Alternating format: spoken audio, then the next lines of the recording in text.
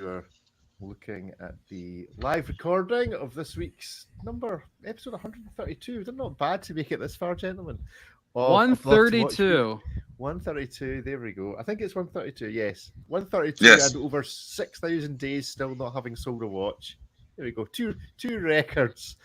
Some others are maybe joining that policy, but we'll come on to that later on when we review a certain watch produced by a certain media house that we covered this week.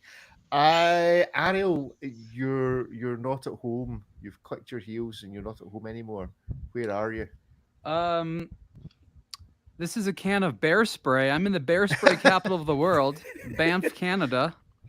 A lot of bear talk. Beautiful area. I guess the bears also like it here. It is bear season. They are not hibernating up there. Yes, they are out. Haven't seen any despite my best efforts at looking.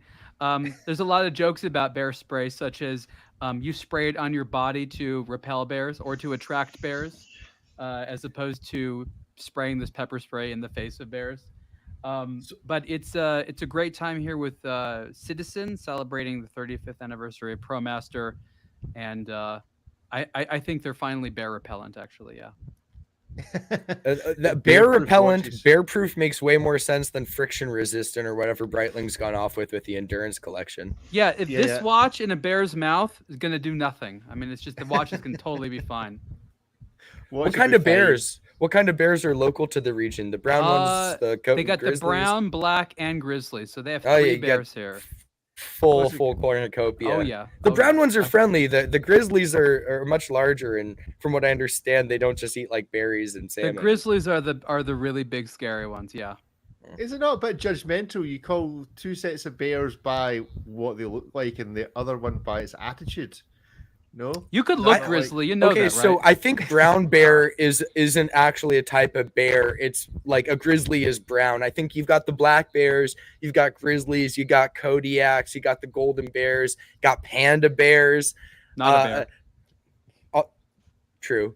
You got man bear pig, but these are all various different types of bear. I think people use brown bear generically to denote the more aggressive type. Like, I'd much rather run into a black bear than a Kodiak or a grizzly, period. They're not just smaller, but they're also like the friendly type that just sort of trudgel around and kind of leave you alone. And I'm glad I know that about you, Ripley. Who knew that Ripley Sellers represented this much bear knowledge in one person? They're out here. I go hiking a ton, and so you have to figure out. Or they're not just out here; they're everywhere. But like, depending on where you go hiking, you need to have behind every corner. Yeah, you need to have unwanted black bears, but only black bears to Ripley. I've never seen a bear. Well, I've had bear mace, though. Every time I've been somewhere like Alaska where you think you're going to need the bear mace and you get the bear mace, never seen a bear. No. I see bears all the time here in Los Angeles, just hiking over there in the Santa Monica Mountains. And of course, I never carry bear mace. Like, that's ridiculous in LA. Why doesn't Breitling make a watch with bear spray in it? Now we're on to something. Bremont could do that. It'd be a new thing. The Bear Emergency Pro. Yeah, we'll figure out a good name. We'll come on to Bremont later on, but let's start our recording this morning. So we'll do our usual clap in. So on the count of three. So here we go. 3, 2, 1. 3, 2, 1. 3, 2, 1. Perfect. Here we go. Greetings and welcome to this week's A Blog to Watch Weekly. Remember, you can join us live around about 7:30 on a Tuesday morning UK time to watch us recording this live. You'll get all the preamble and some of the post-match if we're not all knackered by then. So already you've missed out on Bremont's collaboration with LA Zoo producing something to do with bears, which I don't frankly understand because I live in Scotland and there aren't any bears over here. There are very few Bremonts in Scotland either, but that's an entirely different matter that we'll come on to at some point in the near future. But let's just quickly find out what everyone's been up to, because Ariel, you're not at home. You're clearly in a hotel room. Either you've been kicked out the house or you are on a watch traveling. Do you want me to bring out the bear repellent again? Let's not go over that again. I thought that was on that. Look, look how big it is. It's not your typical can of pepper spray. This is extra. This one's like 2 cans of Red Bull. Bears are big. You need big spray. It makes sense. Yeah, but go ahead. I was saying, do you know how quickly it repels bears? Like Immediately. Does it immediately?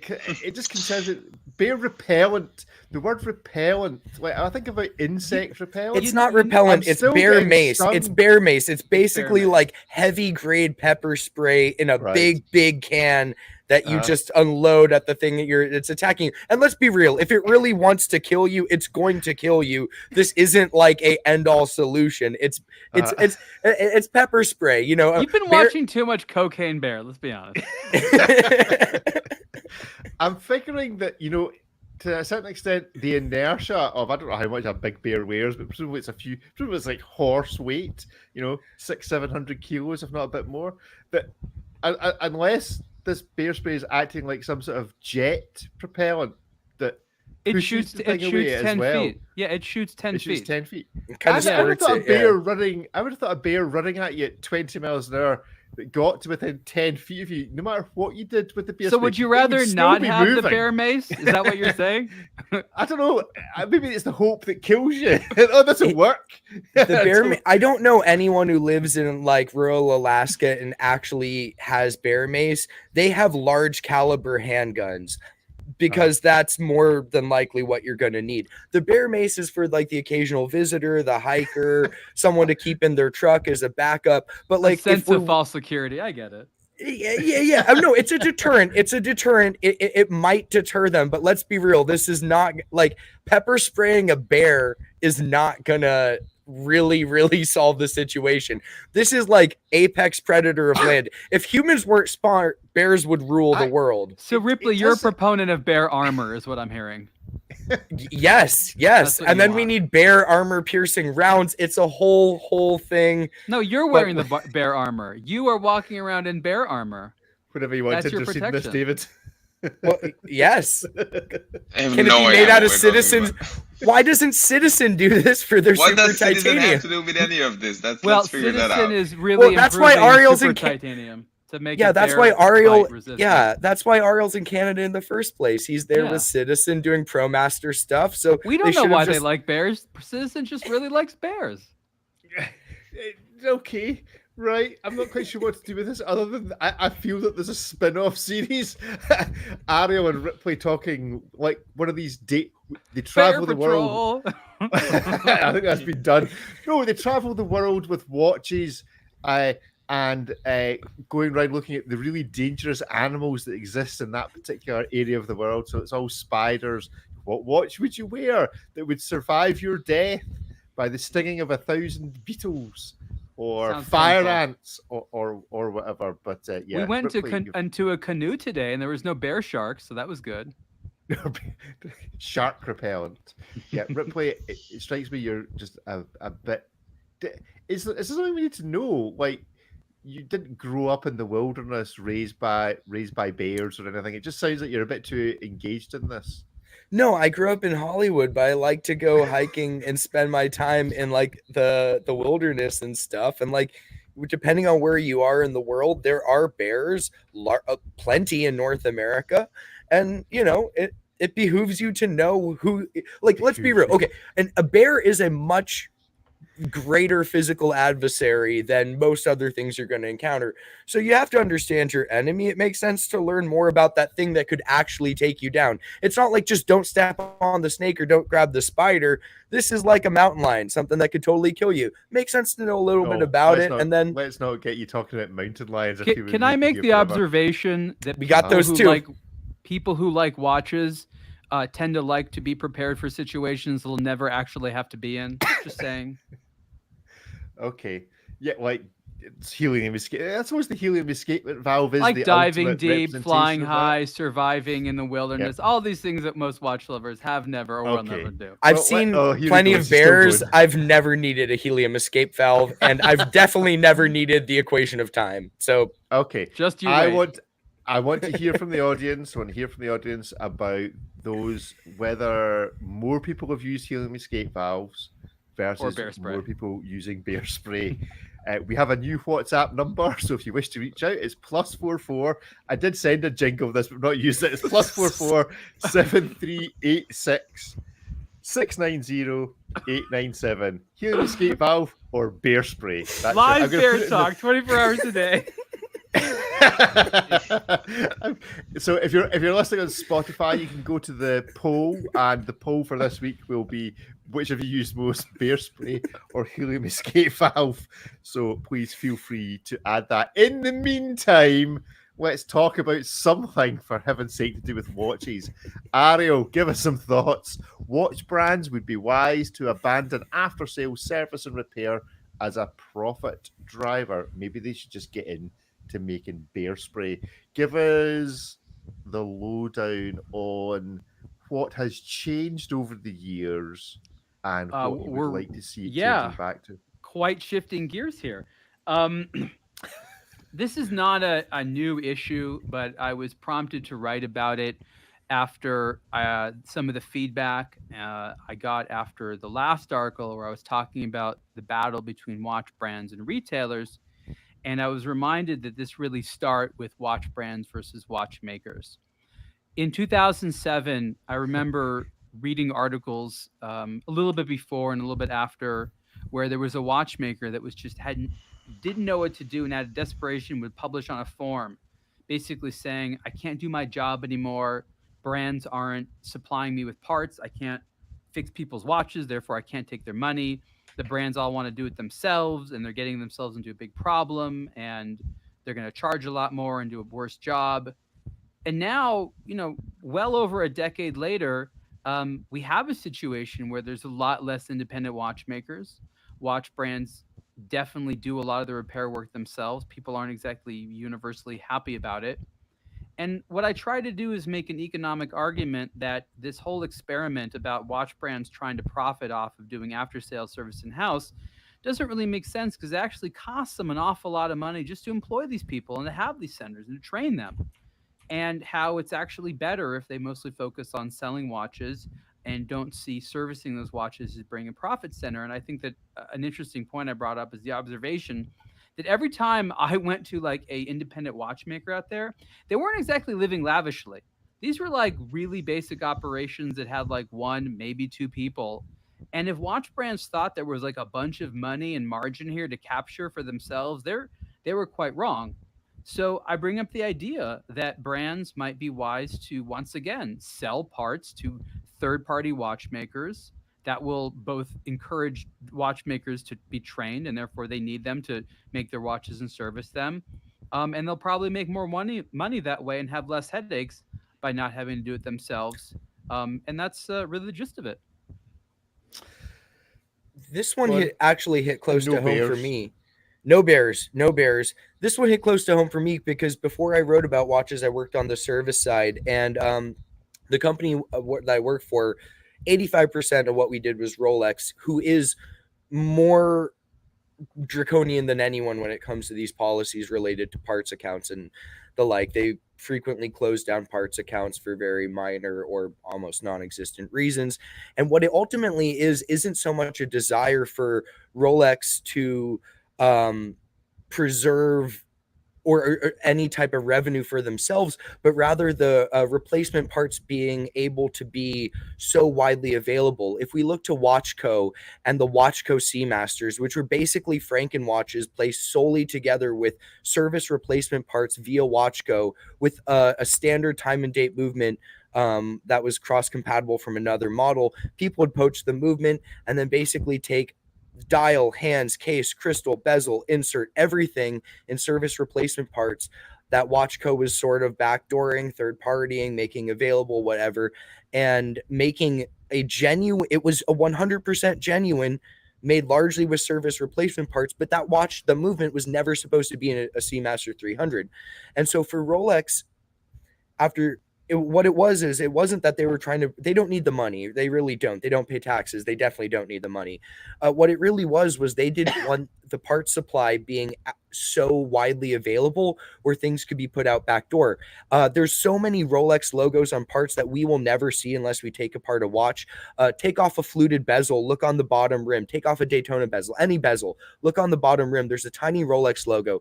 Any part with a Rolex logo cannot be just purchased. You have to trade it in. They have those policies on other parts. Obviously, something like a main plate where it's got a number, case, obviously, where it has to have a new serial number issued. Those parts are exchange only, but Rolex has been increasing their exchange only part supply, and it all has to do with the supply of parts rather than trying to maintain that service revenue avenue that they've been, that they have. To be honest, I don't think they want to deal with it, but they're so afraid of genuine parts getting out in the wild, and then people modifying watches, people augmenting watches, people putting together watches. And I think that's where the crux of the issue lies, where they're then inhibiting customers to keep their watches running. Rolex is a very special situation, and you're right. Those very interesting things happen in the market when it comes to, I don't want to call them pure fakes, but these, watches that the factory never made. But most brands don't have that issue, and I think most people would agree that most brands who got into service did do it for revenue.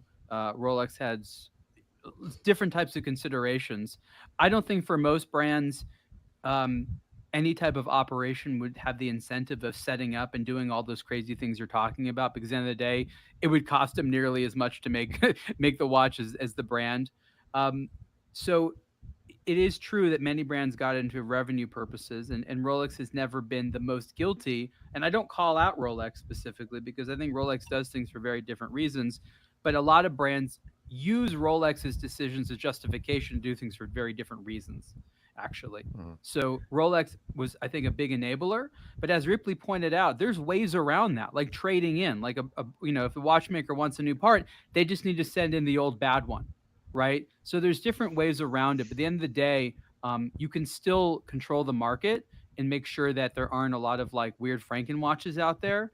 And then for most brands, that's really never an issue at all. That's, maybe you disagree, Ripley, but I don't think other than Rolex, that's even an issue out there. Well, let's look at Omega, the whole Watchco thing. That's why Watchco stopped being, an authorized dealer and repair center. It's because of the whole Watchco Seamasters. There's an example of a brand, Omega, who I don't look at. I think they're a very different entity than Rolex, despite kind of playing in a similar market. But there was an instance of people making genuine, not original watches from these service replacement parts. And I'm sure if that's a case study with Omega, we could go look to others. And but what's I'm wrong sure with that? I know Omega doesn't like that, but as the consumer, if you have what is essentially a genuine Speedmaster, who's really being hurt at the end of the day? Oh, I agree with you 100%. Like, let's be real. If I want to go get a Porsche engine and just go buy a bunch of Porsche parts and put together a Porsche, cool, good for me. You know what I mean? Like, I'm not getting a letter or having these ridiculous policies, and I can take it to a variety of different shops who can keep it running. I entirely agree with you, but I think that's the brand's rationale. And as we see with so many things, however Rolex decides to do something, so many other brands jump on that bandwagon, whether or not it's actually makes sense for them to do so. So what is the future then? Are we in a situation whereby as less and less, or fewer and fewer, just because I know Christy's listening to this criticizing my grammar as we speak, as fewer and fewer people become watchmakers because they don't want to work for the big brands, or having been trained by the big brands, they realize how impossible it is to set up independently, but they want a change in pace, a change in lifestyle, they want to move somewhere remote, and so they just get out of the industry. Are we in a genuine crisis? Are the watch brands really understanding or think that they're witnessing a crisis of staff that are going to be able to do the repairs that they're promising, especially when you get into the increased guarantees? You only need to service this every 10 years. Is part of watch brands saying that, them almost trying to put off the problem? Yeah, don't bring this back every 3 years, because if you do, we're not going to be doing with it. Bring it back in 10 years. We'll have solved the problem by then. There's a lot of that. There's a lot of pushing the can down the road. So that is absolutely an issue where a CEO is going to be like, well, I'm making all these watches today. By the time most of them need repair, I won't even be working here anymore, and it'll be a while down. So that definitely happens quite a bit. I do think what has to happen is brands need to see a financial incentive of giving the work to someone else. No one's just going to be like, I wonder if we start selling parts if watchmakers will come. Brands will need to find themselves in a pretty sticky situation where a lot of people are demanding repairs and they can't handle it. And they actually already do this to a degree. There's a bunch of service centers that have exclusive contracts. And so when you send your watch to a brand, rather than the brand fixing it, they just send it over the center. And that's very similar to the way it sort of used to be, except that the consumer goes through the brand. So that still happens. And these types of people are still out there, and it could ramp up. They could get more. But it really has to do with, I think, brands first determining that there's a problem out there because they're not doing it themselves. And the last thing I'll say on it is that a lot of the people in the watch industry, and this would of course piss off a lot of people that love the product, but people are seeing as a commodity, are saying, wait a minute, you're right, we won't be able to fix them, but why do we need to? Our business model is making new watches. So why don't we just take it in and tell them you're sorry and send them something else? And if they get pissed off, send them something else after that. Like, the number of people that aren't going to be okay with some negotiation or another watch or a free watch or something like that is low. So for them, there's more benefit to just keeping to make new watches than thinking about the wisdom of being able to fix every single one of them. David, you just been sitting there thinking about bears. No, I'm way past that. No, it's just interesting because it's a balancing act, but it's been an issue. I remember for a long time that people complain about long lead times. A watch sometimes breaks a couple of months after you bought it, and then you say goodbye to it for the next 6 months or maybe even longer, because there's just not enough manpower to to dedicate to fixing it. So it's a whole kind of worms, this whole after sales servicing and all the rest of it. And sure, there is a revenue making element to it for the brands, but there's also a customer element. And when everything seems to be broken from every angle that you look at it, that's probably a good hint that it needs to be revolutionized in more than one way. Yeah, just to finish this off, you mentioned there about the watch goes away for 6 months. I often wonder the extent to which that is false.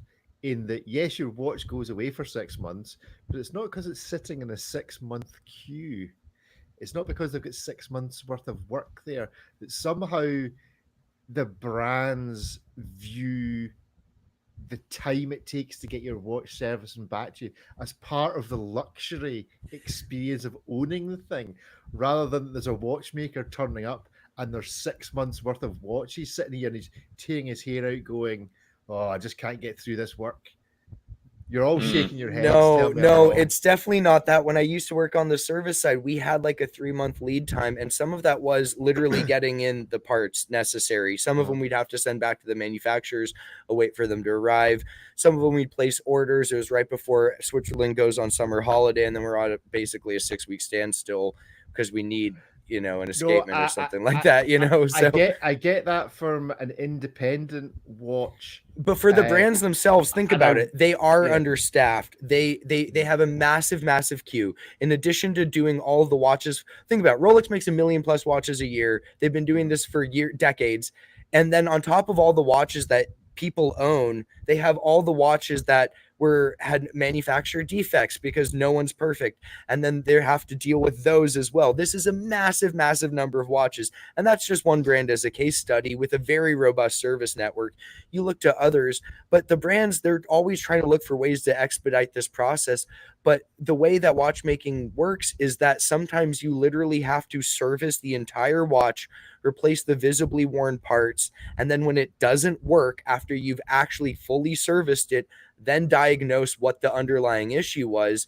That's not necessarily like, let's just put it in, whip, bing, bang, boom, plump it out 3 hours later and call it a day. Sometimes there is a bit of figuring it out. And that's why some brands like Tudor don't service the movements anymore. They replace it with a pre-serviced, refurbished movement, so they don't have to deal with this process and can speed it up, and they can make more watches and support them. But it's inherently a difficult thing. This isn't something they're manufacturing. Every day they have those watches in their possession is something they don't want. The quicker they could turn it around, the better. But it's an inherently slow process that's largely still done by hand. And so in the areas they're trying to speed it up and automate it, like movement replacements, they do. But at the end of the day, there's only so much you can speed it up short of employing all of Switzerland and, you know. It's either chocolate or watches or, I don't know, money. So there we go. Right, let's look at a trio of new releases from Audemars Piguet. Offshore watches for the summer. I have to say, I do quite like one of these. Is it just me or AP being a bit quiet? And this doesn't feel like maybe it's just there's no been any Marvel movies out recently that they can put characters on watches. But it just feels like AP haven't been at the forefront of everybody's coverage in the last few months. Anybody else under that impression, or is that just me sitting here in lonely Scotland? They've been going through a change of leadership. You know, I feel like that's kind of to be expected. These are some easy releases, maybe some stragglers from the old guard. But yeah, it makes sense for it to be a quiet time for AP right now. So is it just me, or is this a brand new thing? This sort of like non-chronograph offshore that's not a diver? It's been around for a long time. Okay. You were just for not whatever paying reason, attention. I literally, I haven't seen one before, but that looked new to me. So then I have nothing to say. Look, Audemars Piguet did their own thing. They had their own stores, their own distribution, their own marketing, and I think that we all expected that the longer that happens, the less connected they're going to be to the rest of the industry. Yeah. This chronograph is very nice looking. Although it has been made in the comment section that these are all renders, I find it difficult to tell as to they are. This does look like whether this is a render, whether this is real. It's a render. Audemars Piguet is pretty guilty of renders that don't look like the real. Like the watches look beautiful in the renders, but I don't know about you guys. I've seen plenty of Audemars Piguet's watches between the renders and the real thing, and it's thematically the same watch, but there's some big differences. I remember one that was recent was that I think it was the one they did with Travis Scott that kind of was supposed to be like a brown one, and then like in the renders it was just very rich brown. It looked really nice, and then in person, and because brown is hard to do in ceramic, it was sort of a more gray brown. It didn't look kind of as brown in the light, and it didn't look the same, and that's I think a perfect example. Well, this feels like one of those ones whereby we should be taking a photograph of the render versus the real thing, and then going into McDonald's and taking a photograph of the image of the burger on the menu, and then what you actually get in the box. So if somebody'd like to make that meme for us, then we could use that. Is that what we're saying? That actually, to a lot of extent, when these watches appear, they're kind of a bit of a look. There's plenty of beautiful Audemars Piguets. That's literally the only thing that I think they tend to be very good at is they make some very beautiful men's jewelry watches. But they're also guilty of maybe misleading a little bit. So while they do have nice stuff and it's not ugly, it's for whatever reason they don't feel confident having pictures of the actual stuff. And that is kind of weird because I think that these days we expect that from like fashion brands with like cheap $200 watches of like beautiful images. Like Audemars Piguet should not have to rely on renders. Like if their products aren't beautiful enough to be, I mean, you can retouch it. Don't get me wrong. Rolex does that. Rolex stuff is all real photography. It's so touched up, it ends up looking like a render, but it's actual photography. I know that for a fact. Whereas you're right. I don't think that these Audemars Piguet images ever started as like real things. These are pixels now, and they've always been pixels. A pixel now, always be a pixel. David, do you know when AP started doing these like time and date offshores? I'm with Ariel. I can't really think of one that isn't a diver and a non-chrono. That isn't a diver? What do you Yeah, mean? yeah, yeah. Like they do a time and date one, but it's got the internal rotating bezel with the second crown. It's like the offshore diver, and then they do the chronograph offshores. But I'm with Ario. I'm really kind of tripping here. I'm struggling to think of They're like 3 or like. 4 years ago. Do they not do much with these? I honestly, is it so forgettable? It's just Yeah. stricken from memory. Or They are definitely at least 3 years, but maybe they were only updated 3 years ago. I found my article. It's in 2021 with this internal rotating bezel, time only, Royal Oak offshore, and No, that's that's these what I what have mean. no bezels. no, but that's what I mean. That's the Or internal bezel. That's the diver. This is like a time and date, no internal bezel one. I can't think of another one of these. Oh, I see what you mean. That makes so little difference to me in the enjoyment or meaning of this watch that maybe it's new, but I don't think it. I would venture to the AP website, but it's completely impossible to find your way around it. Oh, it's So- just a lot of epilepsy-inducing self-aggrandizing nonsense, Gen Z Yes. nonsense. It's like just a strobe of like images of like cool. yeah. Anyway, right. Well, just some comments in the section in the chat. We have a wrist check from Chumo wearing a Sin U50 Hydro. Very nice indeed. And a comment from Tony that 1 week after receiving his Ulysses Nardan, it was running slow and went back to the shop, and he got back from UN 7 months later. So a week's of pure pleasure for 7 months of. Hey, it takes Mm. babies Probably. 9 months. Okay, it was fast. Okay, Tony, that or a baby, your choice. Right, let's review this, and I will try my best not to get distracted by some of the undercurrent of this particular release. Limited edition Tag Heuer Carrera Chronograph Seafarer times Hodinky watch. Okay, first of all, what do we think about this Tag Heuer?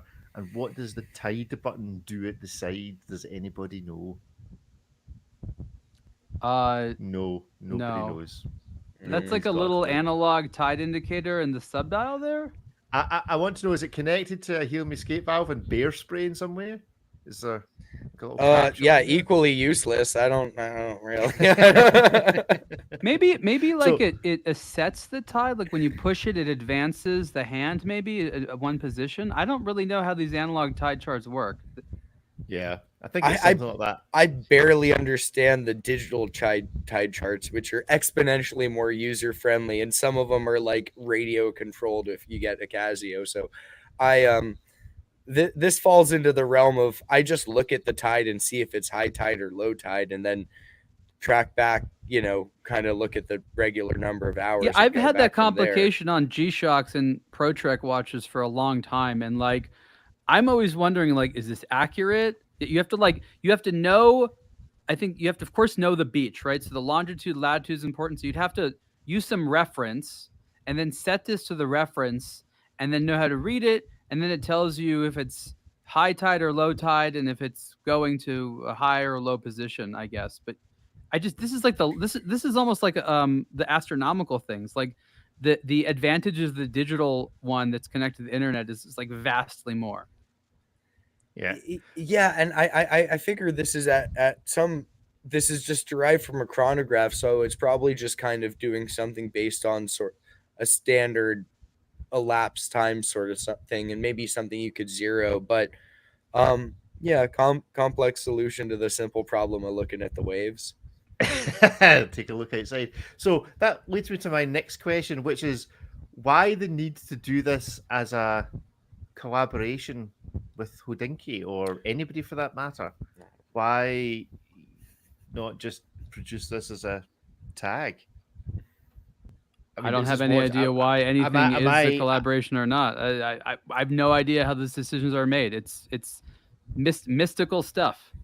Mystical stuff. I mean, this is on the back of Hodinky saying effectively closing down Crown and Caliber. Well, And, like tags getting out of selling collabs. watches. Why was the F1 like a Kith collaboration? You know what I mean? Like Yeah. Tag does things. They like collaborations. That's the most I can say. They collaborate with everyone from like motorsport races to watch blogs to sneaker stores. There's there's no discrimination over there. So I guess they just thought the collaboration would draw more attention to what's a pretty esoteric concept, considering none of us actually know how this thing mechanically works. It mechanically works. And as you say, Ripley, you're probably just better looking out the window. I mean, is it going to make any difference to what you're planning on doing, depending on what the tide is? But the thing is, it's not a surf watch. It's not one of their dive watches, and so that's a useful thing when you're in the water. The only other people that would need to know that are like fishermen and some boating people. Yes, I don't think you're presumably. I mean, it's 100-meter water resistance, which is interesting because it doesn't look like a kind of watch, especially with the big button on the side. That has just don't push the buttons in the water. I'm sure that's one of the stipulations. When surfing, there's huge water pressure on you, and that increases it. So this, I would not use this as a watch to take in the ocean.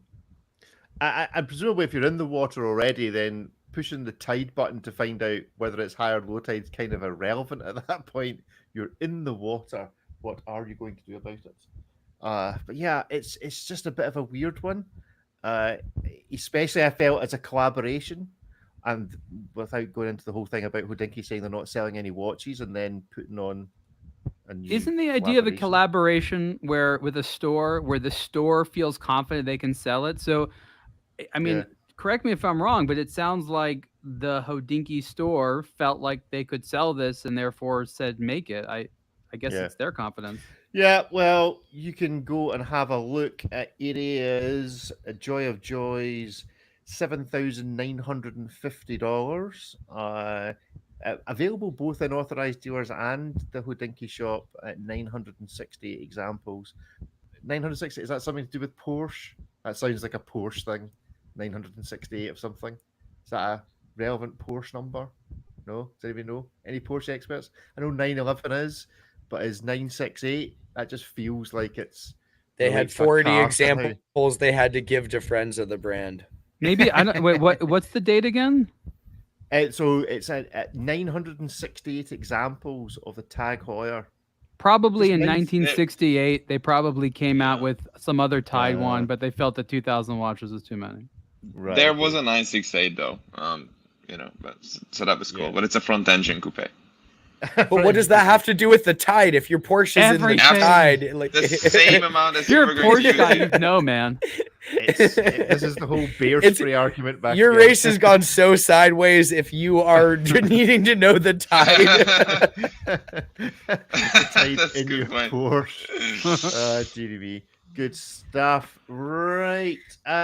Finally, before we do hit miss, maybe we have some semi-breaking news, if I can find it, which is on Watch Pro. We have covered the highs and lows of Bremont in recent releases. You can watch our hit miss maybe video on the latest Tourbillon, but this broke there yesterday, increased losses to £14 million.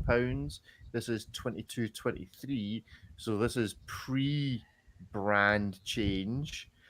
Bremont probably not the only ones struggling. They've obviously spent a shed load of money doing stuff, but what do we think is going to happen here? Is this reflect? I mean, I just can't imagine how this is not a long-term problem. Talking about a company that's basically made money. Watch collectors hate it when watch brands make money and like it when watch brands don't do it for the money. So I think this is great news. You think it's great? It just shows that they're committed to it. It shows they're committed to the art form. They're not passing on their costs in an unfair way to consumers. I don't see what could go wrong. I think that's a great. I think you should be employed by Bremont for marketing. They have investors. Clearly, they can pay the bills. Yeah, look at how much value you're getting for the money. Bremont is in the hole millions of dollars to create these watches that they're offering to you for the measly sum of a few grand. This is look. If they're a loss leader, if I've ever heard one, go out and go buy a Terra Nova. Yeah, absolutely. Yeah, I think this is like there's a story of like some lord back in the day who always bought Jags and famously had the conversation. I'll try and find it on the internet somewhere, that he wasn't prepared to pay sticker. He was only prepared to pay what it actually cost them to make the Jag. So they told him it would cost them twice as much to buy the Jag, because actually, like Bremen, it appears that it's cost them twice as much to make the watches as they're actually selling them to us for. So yeah, every watch is already 50% off. I think it's a great marketing strategy. I'm not sure it's one for the long term, but yeah. And David, as we reviewed this, pointed out the great last phrase in this, which was the director's remuneration. Oh, directors, we've been Frederick Constant for some reason. Director's remuneration almost doubled to £1.1 million. So all the while making these losses and the investors pumping money in, the directors were taking out twice as much money, which just seems a bit of a strange way to try and run a watch brand into the future. Is there a way back from this? I mean, obviously they can keep going if somebody's prepared to keep footing the bill. And Ariel, you've pointed out in the past how Bremen and others are not the only watch brands that are effectively like football clubs. You know, they're just very rich people's playthings. You know, I own a watch brand. Yes, it's costing me 20 million quid a year to own it, but that's just what I want to do. My interest in this industry is in the product. Everything that we've learned about how these companies are run, both in the modern day and historically, means that if we were like there at the time, especially historically, we'd be like, how is this company even running? Their priorities are all screwed up. Like, I don't really bother myself with that. I ask myself, is there someone there that likes product, and is there someone there that that has a vision? And there's someone there that likes product, and there's someone there that has a vision. The ways that watch brands run is not like we're making enough money to pay the bills, so we'll keep going. There's all kinds of reasons why a brand would go under or stay afloat. When times are good for brands, we have the same questions. We're like, who's buying this? Are they lying? Like we can't even handle the success. In fact, we're probably harder on them when it looks like they have success. So all I know is that, there's a lot of people that care a lot at Bremont and other brands that are quite, quote unquote, doing bad. None of us are investing in watch brands. So in a sense, it's not like it's not interesting to talk about it, but I don't know that we have to come to some conclusion on where things are going, because ultimately our only interest is, do they have incentives to make cool watches? And do they? I think they do. They're hungry for acceptance right now. They've just had a lot of negativity on their watches. If I was Davide right now, wouldn't you be thinking, I want to tell those people that I can do it. I want to show them. I want to make them all change their mind. I want to rub all the things they said in their face. Like, that's probably what he's thinking. He probably wants to show everyone what he can do. I bet he's using this time right now to probably do some of his best work. At least I hope he is. I mean, at least the advantage of making a loss is that when you do make a profit, you're not going to need to pay any tax on it. So maybe they're just building up the losses. Oh yeah, the carryover losses, beautiful stuff. Carry those losses over, build it all up, make a stonking profit on the best thing since sliced bread, and their quids in. It's going to take such a long time to turn this around financially. This reporting on company financials to me is like one minor step above like gossip. Like, do you know what so and so made? Can you believe they lost that money? Like, it's none of our business. You know what I mean? Like, I really feel that way. Like, no one really knows what's going on. I'm not sure where this information came from. It's probably not in context. I just don't know that it's our business to have an opinion about it. Oh, this is from their 2022-2023 accounts saying that they lost this much money. Okay, I've read a lot of these accounts from a lot of brands. It's all gobbledygook. If it's that bad, what they're saying, I'm sure it's really worse in reality. It's just, I don't know if we should think about it. Yeah. Okay, David. Yeah, and also, this is, investing in a manufacturing facility is a long game plan, and they didn't start the wing that long ago. Saying like, they've lost a ton of money since they sunk a ton of money into this operation that's only had a few years spread across a handful of models, even within their collection, to recoup the investment. Of course, it's lost a ton of money. That's not surprising whatsoever. It has not been nearly long enough for the wing to recoup any type of investment. That was a huge financial outlay for not that big of a company. and the benefits of this are going to be realized many years in the future. But this many years after they finished setting it up and started producing their in-house calibers, for that to be profitable at this point would have not made sense. It makes sense for them to be in a deficit right now. This is sort of the natural swing of things. Obviously, some of this will correct, but in order to start having that adaptability, that flexibility, that manufacturing prowess, you do need to sink that capital in. And when you spend money, it shows up as a deficit, regardless of how much money that may make you in the long run. Okay, well, I guess we see what 2024 holds, because that's when they spent however many tens, hundreds of thousands of pounds going to Geneva, bringing out a full new range of watches, presumably having to write down a whole load of money on the stock of the watches of the old brand that they had. So let's see what happens. Right, we're going to play Hit Miss Maybe. I don't know if Ariel's hanging on. I know you've got to go and hunt bears or something, but we will let Guy into the room. So here he is. Good morning, Guy. How are you? Good morning. Good, thanks. How are you? Not too bad, not too bad. Let's Rick, delve in. I probably should leave. I have to wake up in like a few hours. Ariel needs some sleep. Just make sure you sleep with your bear spray under your pillow. You know, you Oh, never well know. ahead of you, man. I'm gonna cuddle with it. Close, keep the windows shut. That sounds dangerous. Spray a little in my mouth. Ah. CS gases himself in the middle of the night. On that So- bear repellent note, I will. I'll see you. Cheerio. Wish me a bear-free day tomorrow, okay? Have a bear free day. Just make sure. Okay, Like, bye, everyone. where'd you carry? Hold on, just one question before you go. Yes. I like if the bear is like coming. Presumably, you need to carry it. Do you carry it in the holster? There's no point in having it in the bottom of your rucksack in the back. 'cause you see Bears the are bear, like, I very need to get to polite. my They will rucksack. wait. If you make They'll- it clear you want them to hold on a minute, they will stop. They will They take a go. breather, and I will take it out of my Okay. bag. It's Right, very that's fine. honor. Yeah. So You put it in the long- so long water as they're- bottle. You put it in the water bottle pocket in your backpack, so you can easily. So I accidentally Right, drink it. okay. Exactly. Yeah. So Uh-huh. what we're saying is bears are an honourable species.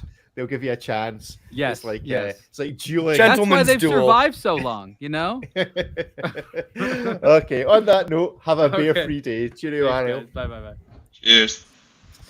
Good. All right. That leaves the four of us to play Hit Miss Maybe. Let's start as we normally try to do, a bit of a wrist check and a location check. Ripley, I see you're back in front of the Great Wall. What are you wearing? And in particular, we haven't really dealt with your sartorial elegance this morning of watch brand inclusion. So give us a run through. Back in Los Angeles, back to being only 12:30 a.m. rather than 3:30 a.m. when we're having this conversation. Wearing the Citizen ProMaster Fuji Subo, recent addition to the collection. This just makes me wonder why you'd pay $1,200 for a Pro Specs. That's a whole other thing.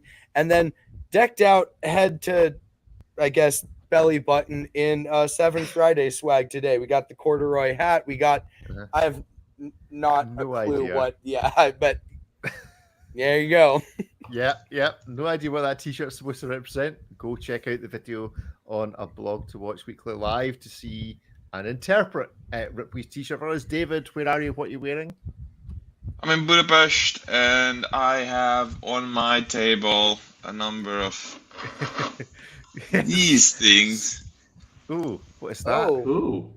Okay. oh. It's Is it it's a sapphire Gaga piece? Milano crystal watch, Crystal watch. What's it made out of? and I must K9 something.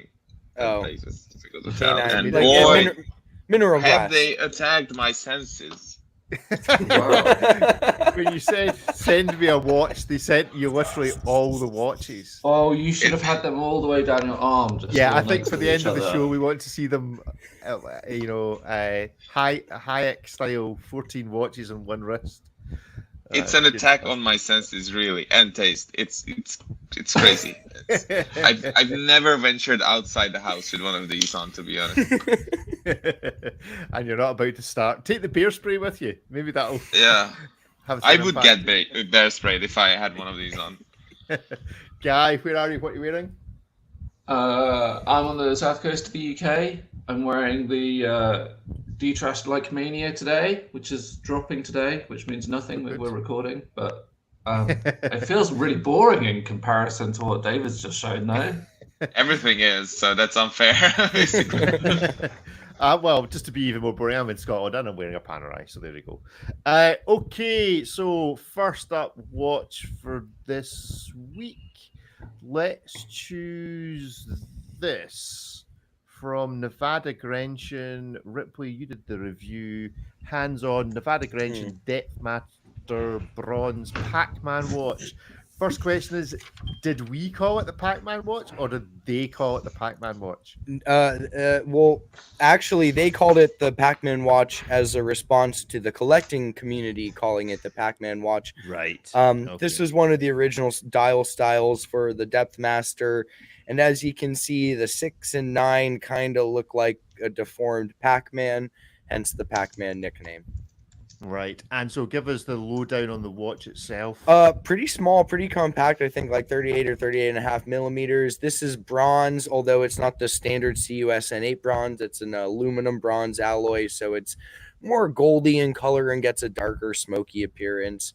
1,000 meters water resistant despite its relatively small profile, which is absolutely ludicrous. Yes, of course, it has a helium gas escape valve. So proportions are pretty spot on to what you'd get from the vintage version. It's very small, all things considered. It's kind of like a baby Panerai in that respect. But it is a modernized version. So you get a sapphire crystal, ceramic bezel insert, and all those goodies. All things considered, it's quite a lot of water resistance for not that much money. And this is obviously one of many Depth Masters. They do these in steel, bronze, variety of different dials. So this is one of the more recent ones. Good. Oh, right. Well, let's give it some aBlogtoWatch weekly judgment. Is it a hit? Is it a miss? Or is it a maybe? 1, 2, 3, go. Hit. And a maybe from David. Yeah, I could have gone maybe because of the size of it. But as soon as you described it as a baby Panerai, Ripley, I was sold. So it does look pretty cool, actually. Guillaume at Nevada Grenchens continuing to knock them out the park. And 1,000 meters, Rick, a 38 millimeter Panerai has 30 meters. Let's just put that into perspective. Yeah, okay, fair enough. Yeah, it's definitely a hit. If I had more than one hit thing, I would use it. And $1,700. So it's not, dollars per meter. It's almost parity, 1 to 2 or something like that. Maybe that should be a new judgment. What dollars per meter? The Nevada Grenchen is right up there. Ripley, obviously, you gave it a hit. Any particular reason? I like all of the Depth Masters. I think for those who want like an uber spec diver but don't want like that super modernized huge hulking version, this is sort of like a fun way to wear something which has some vintage ties and has an absolutely excessive level of water resistance. The bronze one's quite cool. I love the colorway on it. I think it's probably my favorite among the ones I've seen thus far, just because I think it's funny to have this, sub 40 millimeter bronze case diver. Oh, and by the way, it's good to 1,000 meters. I think it's just a fun watch. It's not very expensive, all things considered. But I'd give a hit to any of the Depth Masters. I think they're just sort of have a cool space. Good. David, is your maybe in any way due to the fact that it's bronze?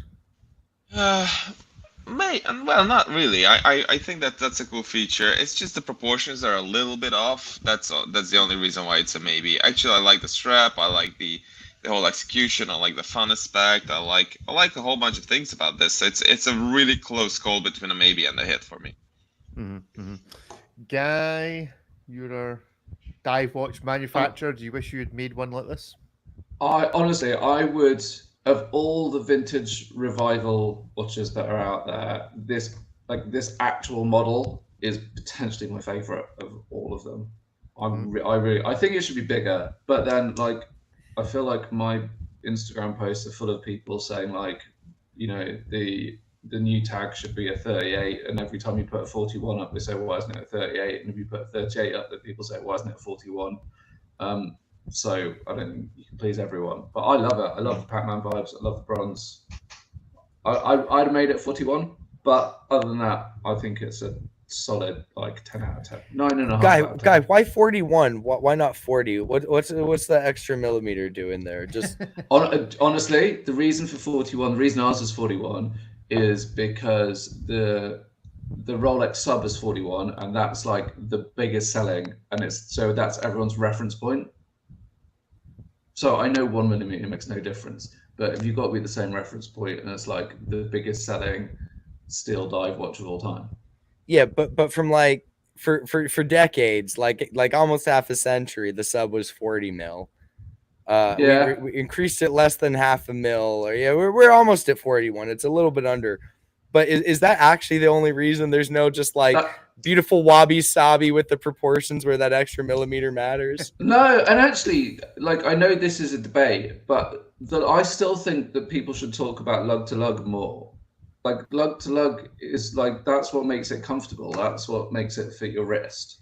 Well, I could give you I could give you a 30 millimeter watch with a 50 millimeter lug to lug, and that thing's going to be atrocious. Like 30 mil diameter means nothing at that point. Yeah, and it's weird that people don't talk about that more, or ask about that more, or debate that more. But like, that's what makes it comfortable on your wrist. Is it just that people find the phrase lug to lug fundamentally silly?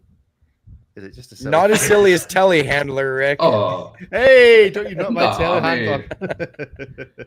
There's enough stupid phrases in watch world that I don't think you lug to lug's probably not. Don't ask me what they are, but I don't think lug to lug's probably not even top 10. Good stuff. Well, let's change the pace a little bit. David, this is one of yours. Seen as you've got a desk full of, what would I describe it? Bling, possibly. Let's have a look at the Cartier Tortue Diamond Set dress watch in platinum. Talk to me about men wearing jewels. Why we should or why we shouldn't. Well, the reason why I like diamond set watches is because I like the physical properties of a diamond. I'm not really too hung up on the status of it, but I do like the fact that they are extremely hard as a material. They can be beautifully finished, and they are nice to work with. I quite like the way that they interact with light. So as an object and as a material, I really like diamonds. If you could make a case out of a diamond, I would love to have that, and just scratch everything in my possession with it. So yeah, I think that's a cool. I mean, the diamond as it is, I think it's a very cool thing to have, but not on this. This watch really genuinely looks like watches that elderly ladies wear on public transport in highly developed countries of the world. That's exactly the vibe I'm getting. And there was me thinking you enjoyed this watch, but there we go. Talk to us about the Tortue. What's the history of the Tortue shape within Cartier? Oh, it's at least 1,000 years old. It's which is cool. It's like the same thing. There's nothing they can do with it apparently. One of my least favorite aspects of this watch that threw me way back, not 100 years, but more like 20, to the dawn of luxury watchmaking is that the case back says in French mécanique, and that's all you get for 50K, and it's basically probably a pretty rubbish movement that's very poorly finished. Has a measly power reserve of barely, not even 2 days, maybe a day and a half. So you pay $500,000 for mécanique in a text that's different to everything else on the case back, and it's just really such. I'm not even sure what the right phrase is, but it's people. I think Cartier is taking their customers as fools here. When you spend this much, over $50,000 for a watch, and you get a movement that's again mediocre at best, but they have the bare cheek to put mécanique on the case back to make you feel better about it. It's just really a low point of this watch, I think. Well, there we go then. Let's pass some judgment on this. Is it a hit? Is it a miss? Or is it a maybe? 1, 2, 3, go.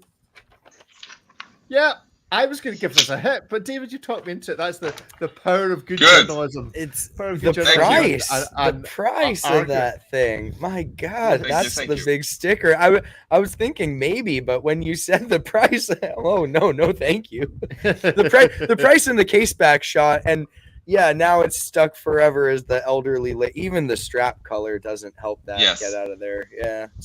Yeah, 59,000 USD. Yeah, just old lady on public transport watch. I think it's a whole new Exactly. category of drop-down menu that's required on the website. Are you an old lady? Good. Do you take public transport? Then this is the watch for you. Guy, you gave it a miss. I mean, I hate jewels on, especially on men's watches, but I don't really like jewels on watches. The one thing I will say that's executed very nicely is that shot.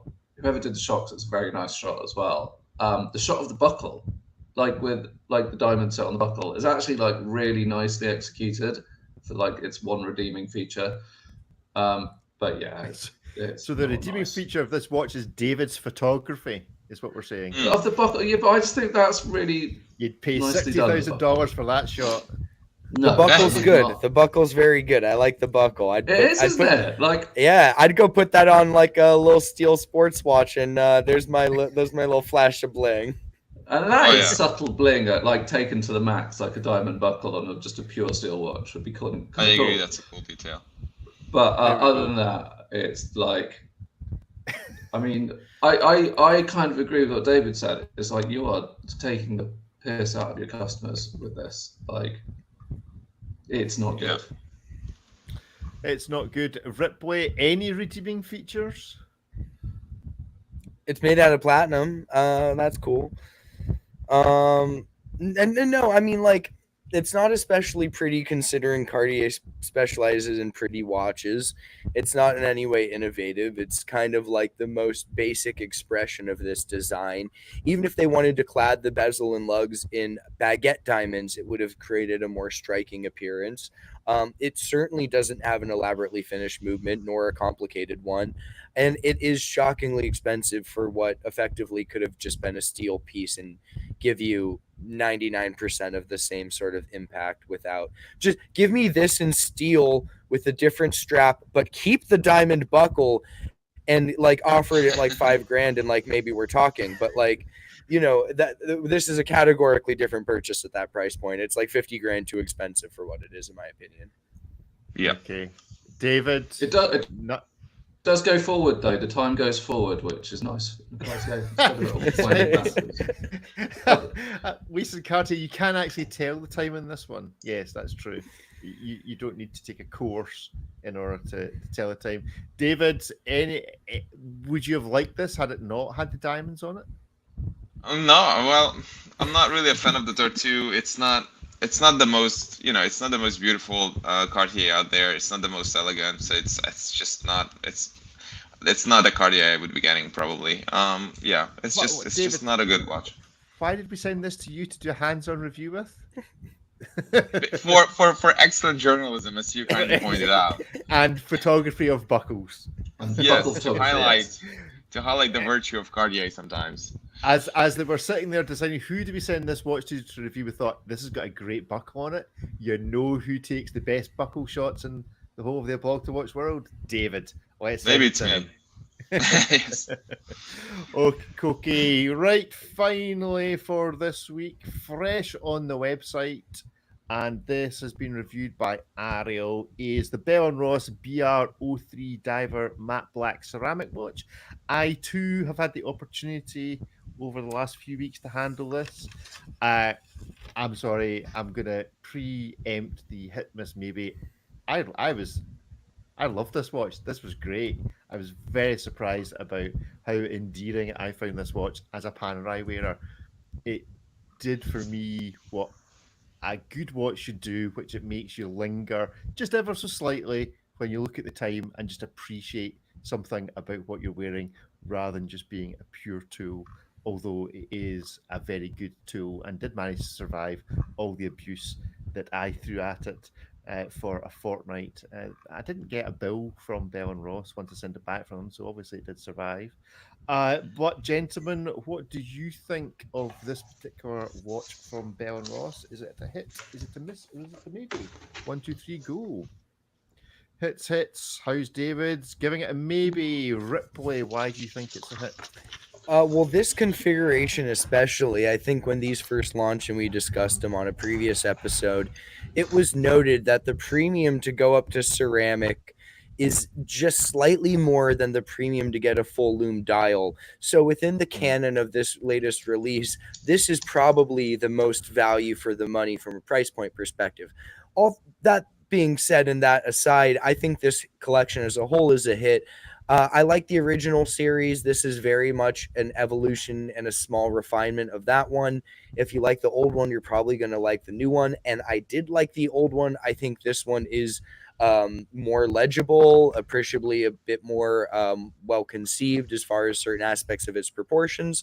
And considering that it's like $500-600 more than the standard model to get the ceramic case, yeah, that's a hit all day long. David, a maybe? Yeah, I think I quite like this. It's just not the balance I would go for. There's so many great options. This is a little bit in between, what I would get, but sure, why not? Guy. I mean, I give every black ceramic dive watch a hit pretty much, just because I really like them. But I love it. I think it's really cool. I would probably choose the full lume over this one. I really like the full lume. But I also really like it. Costs like $500 more for a. Yeah, but it glows in 2 different colors. Glows in the dark. I mean, so does this like $200 piece over here, glowing in 2 different colors. Like, I've got a sticker on my ceiling, I think, that glows in 2 different colors. Remember his youth in his bedroom in his Star Wars pajamas, staring at the roof of his bedroom where his mother's put all the wee... Do you know what? I actually have a pack of my kids' glow-in-the-dark stickers, and they're on the floor next to my bed, and they've got really good... I don't know what lume it's got on it, but it lasts all night. It's amazing. Okay, there's a little insight into Guy's bedroom routine. Super Luminova's been doing it wrong for years. All we need is those little stars we stick with Putty on this. They're genuinely really good. I don't know what. It's the new Super Luminova blend. Or my wife spent too much on Lumina stickers. But yeah. That's right. I love watches that glow in 2 colours. $1,000. Yeah, that's always possible. But yeah, watches that glow in 2 colours are cool. And actually, it got some. I saw that got some hate online because apparently full lume dials are supposed to have solid black hands and not glowing hands. But all right, is that the rules? All right. Okay. Apparently, I get it. I find this watch just amazingly comfortable. They just never look like they should be. They don't look like they should be a comfy watch to wear because it's all square and edges, but they are actually phenomenally comfy.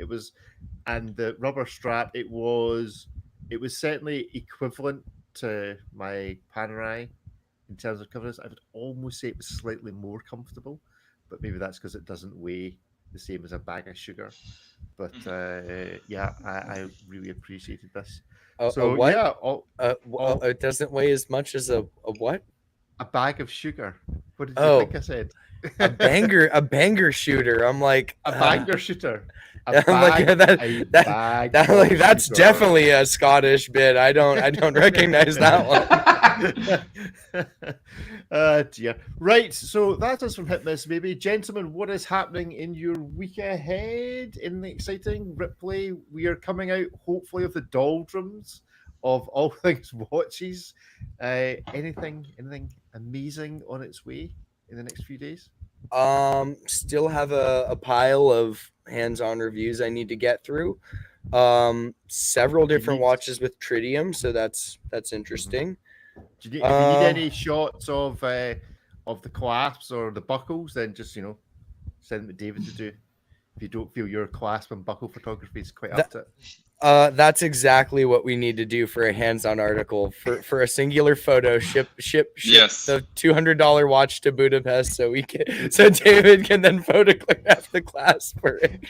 I think a business card for David's buckle photographer.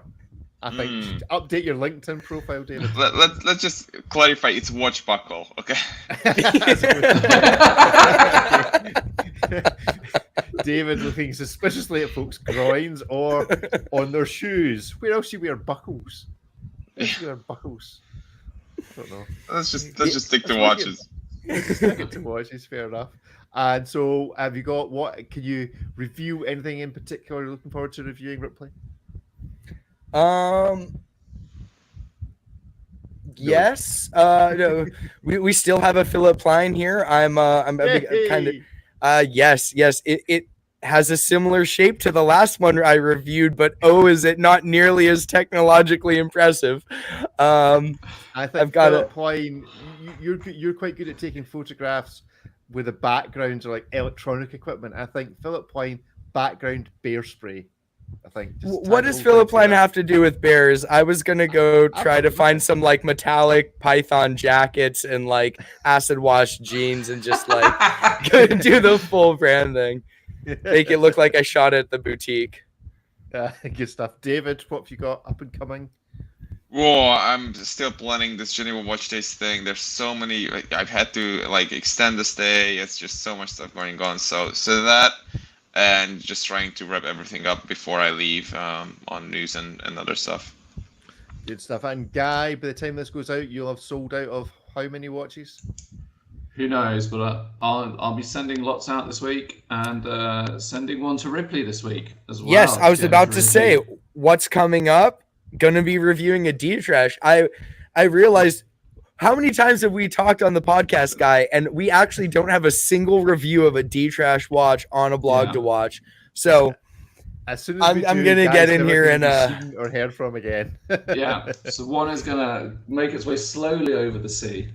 I have an elaborate shoot planned at the LA City dump so we can see the before and the after of the trash coming into the watch form. You've also got the sea. You could kind of get like a drone shot from the sea over to the dump. We have some nasty oceans too. Yeah. We can get some polluted oceans to show like this was what was the bad stuff in it, and that bottle ended up in this. Yeah, the whole timeline.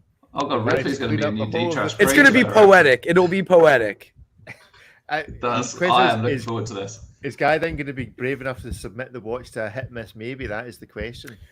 Am I allowed to be on it or not? Again, that's a good question. Well, here's the interesting thing. It's going to be the living stateside sample. So when I'm done with it, it's going to go off to another reviewer.